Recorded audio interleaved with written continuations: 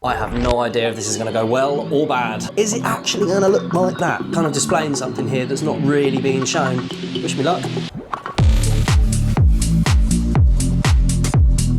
Are these actually any good, or are Aldi just trying to poison me? Hello everybody and welcome back to the channel. My name's Luke. We're in the kitchen today. It's a bit cold outside.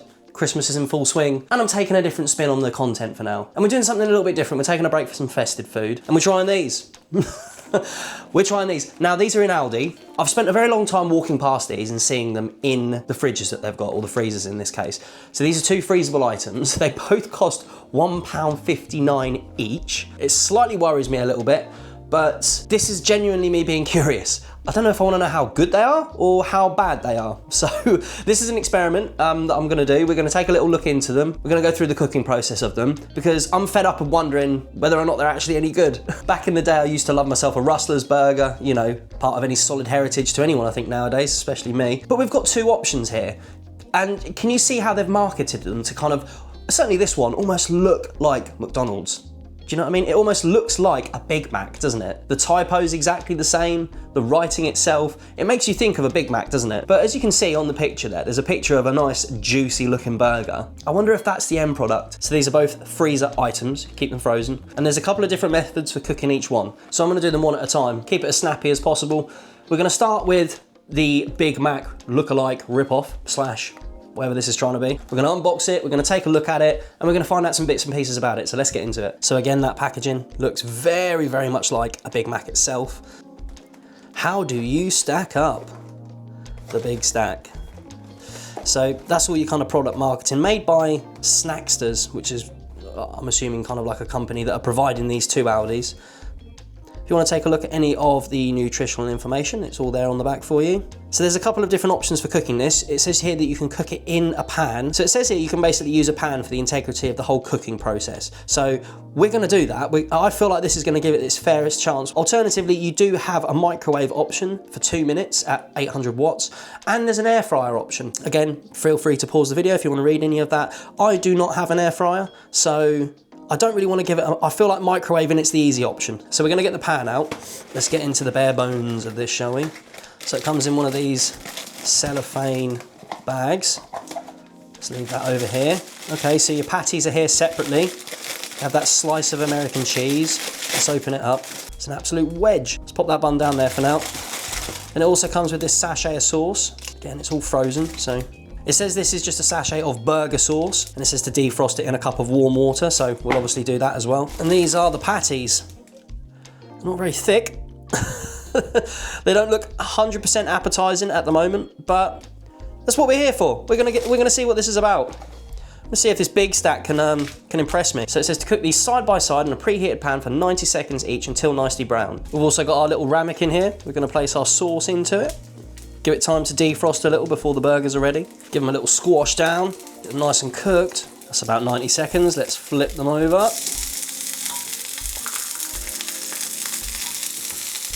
God, dear. Certainly look nice and brown, don't they? Again, they're just not very thick. They're actually quite thin, which is disappointing. And just because we're nearly done, let's put that slice of cheese that's in about 20 different pieces on top of this burger here, shall we? As per instructed, as they've both now had their full amount of time. Let's chuck that burger on top of there. Let's put that to one side. In with the buns, side by side. Let's move them around in there. Get some of that oil on there. Let's do it properly. Nice and brown. I think they're done. Let's get them assembled. We'll get our bun there like that. The sauce that is now defrosted. Let's cut that with a set of scissors. Because you know what will happen. It'll go absolutely everywhere. Put some burger sauce in the bottom. And let's try and put the remainder of what little sauce is in there on the top. And that is the burger assembled. First of all, on the advertising for it, has an extra piece of bread in it. Didn't realise that. Just have. That's almost falsified, isn't it? Why would they do that? You're kind of displaying something here that's not really being shown. But anyway, gonna have to give it a try. Wish me luck. I'll be honest with you, I thought it was going to be worse than that based on the fact that I paid £1.59 for it. Don't get me wrong, I've never been someone that loves microwave burgers. Certainly not now. I mean, maybe perhaps when I was younger. But perhaps if you did tart this up with a bit of lettuce, a bit more sauce of some description, it's not gourmet. It's not gonna set your world on fire, but it's done a little bit better than I thought it would. That sauce that's in there, it does give it a very, very strong resemblance of a Big Mac. It's like a gherkiny sauce, isn't it? It's not a massively great burger, but in my mind, I thought it'd do a lot worse than that. I think if I did it in the microwave though, the whole thing, it'd be a bit soggier, you know? Because I've cooked that bun on the actual pan with the heat, you know, it's done it more favours. For £1.59, it's surprisingly all right. It is just all right. Yeah, fair play. Aldi still owes me a piece of bread for the middle though, and my lettuce. Anyway, should we take a look at the other one now? And now we're gonna take a look at the spicy chicken stack. I think using the word stack might try to give you that almost that perception that you're getting something like from a fast food chain. You know, the word stack comes up in a lot of things like McDonald's burgers and any kind of restaurant burgers. I feel like being the chicken one, you try to emulate KFC. There's nothing here that screams like we're trying to be KFC. And this is the picture of it on the front. And as we found out from the other one, is it actually gonna look like that? There's nothing more to do, is there? Let's get the box open and have a look at the content, shall we? Again, from Snacksters, so it's the same brand as the one that we had before. All the branding on the sides, spicy chicken stack, blah de blah, all the information there with your storage. A spicy breadcrumb coated chicken fillet burger with added water in a white seeded bread bun with a hash brown, a slice of processed cheese, and a sachet of spicy salsa sauce. So there's a few more contents in this one. If you want to pause the video and have a little look at any of those, things, you're welcome to. And this one is only either in the air fryer or in the oven, and it's 20 to 22 minutes in the oven. So a little bit more simple with this one.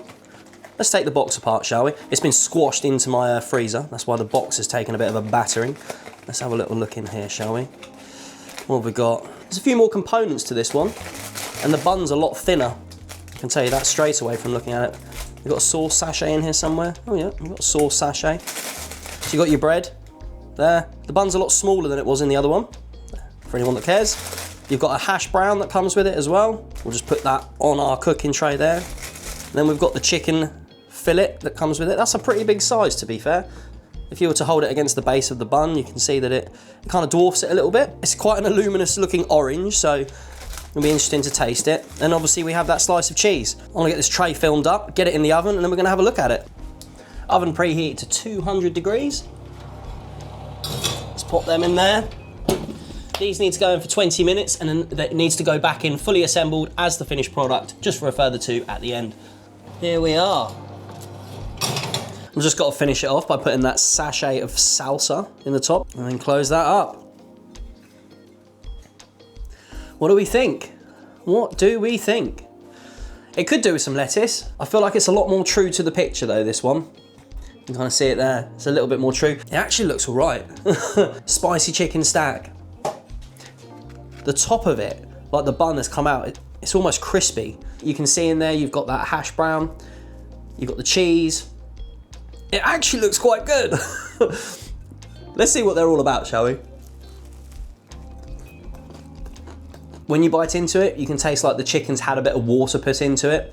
It says it on the packaging. It was almost a little bit watery, but as you can see in there, the hash brown in this though is just a little bit mushy, if that makes sense. And the chicken, because it's the grade chicken that it actually is, it's got a lot of water pumped into it. I don't rate this one as highly as I do the beef burger one, to be honest with you. But again, remember, for £1.59, I mean, I'm not expecting Michelin star, but the hash brown doesn't really, I wouldn't say taste like a hash brown, but it's just like potato. I mean, obviously that's what a hash brown is, but I think I'll leave that one. Not really that interested in it. My final verdict on these 2 burgers, they're £1.59, they're budget options.